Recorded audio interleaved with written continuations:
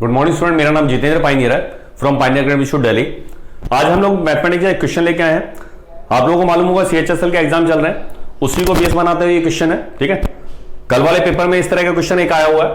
चलिए बेटा हम लोग स्टार्ट करते हैं। And the question is a towel when bleached was found to have lost 20% of its length. एक टॉवल को जब ब्लीच किया जाता है तो उसकी लंबाई में 20% की गिरावट आ जाती है, लॉस हो जाता है। एंड 10% ऑफ इट्स ब्रेड्थ, ठीक है, और ब्रेड्थ में क्या होता है 10% की गिरावट आती है। लंबाई 20% कम हो गई, चौड़ाई 10% की कमी हो जाती है। तो बताइए the percentage of decrease in the area is. तो बताइए परसेंट एरिया में कितने प्रतिशत की कमी आई टॉवल के एरिया में। इसी तरह क्वेश्चन आप लोगों ने मैथमेटिक्स में देखा होगा, जो आपके पास बुक्स वगैरह में होंगी। कहता है एक रेक्टेंगल की लंबाई में, एक आयत की लंबाई में 20% की गिरावट की जाती है, चौड़ाई इतने % बढ़ा दी जाती है। ठीक है, इस तरह क्वेश्चन देखो, ये ब्लीच वाला है जिसमें लंबाई और चौड़ाई दोनों डिक्रीज हो रही है। समझ रहे हैं आप? ठीक है, चलिए हम लोग स्टार्ट करते हैं। मैं आपको एक थोड़ा ग्राफ बना के बता देता हूं किस तरह का क्वेश्चन है। ठीक है, ये टॉवल था भाई, ठीक है, आयताकार है, रेक्टेंगल शेप का टॉवल है। ठीक है, और इसकी दो भुजाएं हैं, लंबाई और चौड़ाई, लेंथ और ब्रेड्थ। ठीक है, आपको पता है रेक्टेंगल के केस में क्या होता है, आमने सामने की भुजाएं बराबर होती है, पैरेलल होती है लाइनें। ठीक है, और 90 डिग्री केस में कौन बनते हैं ना, थोड़ा बता देता हूं आप लोगों को। ठीक है, तो अब ये कहता है लंबाई जो 20% डिक्रीज की गई और चौड़ाई 10% डिक्रीज की गई।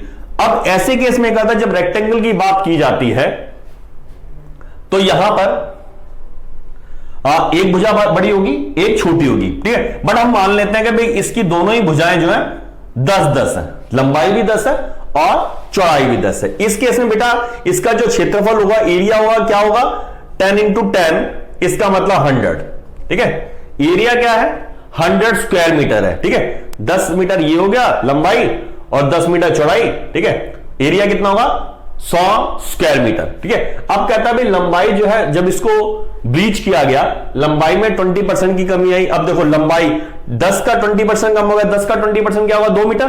ठीक है, 10 का 20%, ठीक है, अपॉन में रख देते, काट देते, इसका मतलब 2 मीटर लंबाई कम हो जाती है। जो पहले 10 थी अब घटकर बेटा कितनी हो गई 8 रह गई है। ठीक है, और चौड़ाई जो है, चौड़ाई में 10% की कमी आती है, तो जो चौड़ाई पहले 10 थी 1 मीटर कम हो जाती है, वो घटकर रह जाती है 9। इसका मतलब लंबाई 8 मीटर आ जाती है और चौड़ाई 9 मीटर। ठीक है, अब क्या होता है एरिया फाइंड आउट करने के लिए क्या है, दोनों भुजाओं का गुणनफल। ठीक है, गुणा करने के पश्चात क्या आता 8 × 72। ठीक है, पहले जो एरिया था 100 था, अब है 72। तो कितने की कमी आ गई बेटा 28% की कमी आ गई है। बस इतना छोटा सा काम करना था, समझ रहे बात? ठीक है, अब नेक्स्ट टाइम जब हम करेंगे हम ये मान के चलेंगे ये तो 100 ही रहेगा। आप लोगों ने सीधा सीधा इस पे खेलना है। ठीक है, समझ में आई बात? चलिए अगला क्वेश्चन करते हैं हम लोग। इसको मैं क्वेश्चन को हटाता हूं जरा। चलिए अगला क्वेश्चन करते हैं हम लोग। क्वेश्चन क्या है इसमें, a towel when bleached was found to have lost 30% of its length and 20% of its breadth. The percentage of the decrease in the area is. ठीक है, ब्लीच किया गया तो लंबाई में कितने की कमी आ गई बेटा 30% की, और चौड़ाई में 20% की कमी आ गई। तो बताइए एरिया में क्या कमी आएगी। पहले का एरिया आप लोगों को जैसे पिछले क्वेश्चन में पता था, हम लोगों को पता है 100 था। ठीक है, अब देखिए लेंथ जो है 30% की कमी आएगी। जो लेंथ पहले 10 थी, 30% 3 मीटर कम होने के पश्चात कितनी रह गई 7। अब जो लंबाई चौड़ाई जो थी 20% थी, 20% डिक्रीज हुई। पहले 10 थी, 20% डिक्रीज होने के बाद कितनी रह गई है 10 में से 2 माइनस कर दिया 8 रह गई है। तो लंबाई क्या रहेगी, एक भुजा हो गई 7, एक 8। तो एरिया क्या होगा 7 × 8 56, 56 आ गया। पहले 100 था, अब 56 है, डिफरेंस 44%। ये आपका आंसर आएगा। तो इस तरह के क्वेश्चंस किए जाते हैं कॉम्पिटिटिव एग्जाम्स में। ठीक है, चलिए अगला क्वेश्चन कराता हूं मैं आप लोगों को।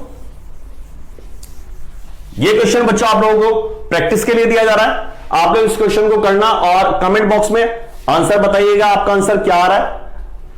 40% डिक्रीज एंड 10% डिक्रीज। तो बताइए एरिया में क्या प्रभाव पड़ा। ठीक है, जो भी आपका आंसर आए कमेंट बॉक्स में दीजिएगा। ठीक है, मैं उसका रिप्लाई करूंगा किसका आंसर सही है। ठीक है, चलिए बच्चों हम लोग मिलते हैं अपने नए वीडियो में। Okay bye, best of luck.